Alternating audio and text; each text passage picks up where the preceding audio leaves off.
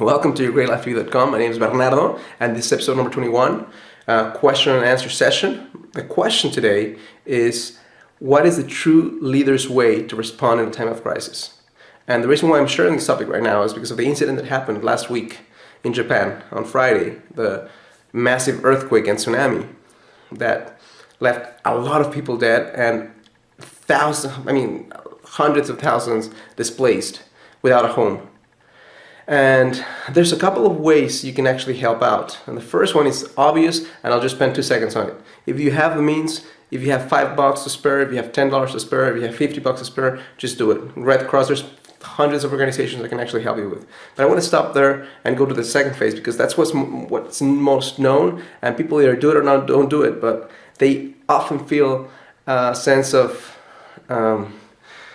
entrapment, like, wow, there's so much pain out there and I can't do anything about it. And yes, you can. Second way, which is the true leadership way to do this, is beyond helping, whichever means you can financially, is to bring it home. And bring it home, I'm not even going to the stage of telling you to go out on the streets of your community and help out, although that would be great. I'm talking about your own life. I'm talking about viewing this as an opportunity for you to become more alive. Because this thing that happened in the other corner of the world could very easily happen to you in some other way, shape, or form, like this. So in order for you to show up more in your life, you can use this as an excuse to become more present. You can use this as an excuse to show up more in whichever area of your life you need to show up more in. You can use this to be happier. You can use this to smile more. You can use this to hug more. You can use this to create new connections. You can use this to find a new job if you hate the one you're in right now.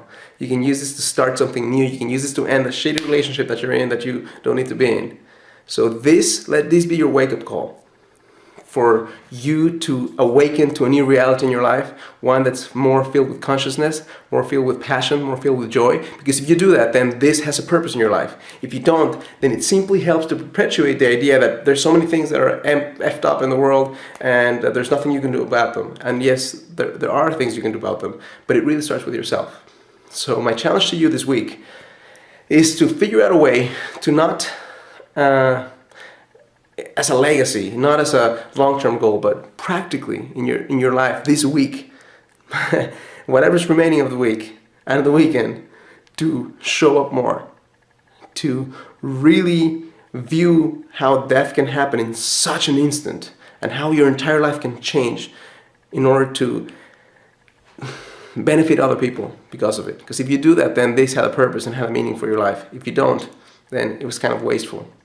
The third thing that I'll suggest for you right now is to balance it out, because it's very easy to turn on TV and just watch devastation and death and people crying and people losing their homes and feel completely overwhelmed by it.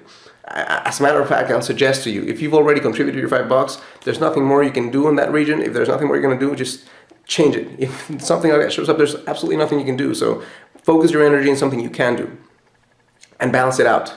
I can remember the death of one of my grandparents when my son was born, and then 2 weeks later my grandfather died. So it's the good and the bad, right, together.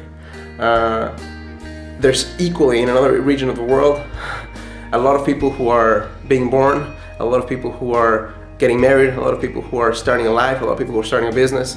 Focus on that as well. I'm not saying just close your eyes, have blinders, and don't think about what's bad. But if you see something bad, spend the equal amount of time looking at what's good.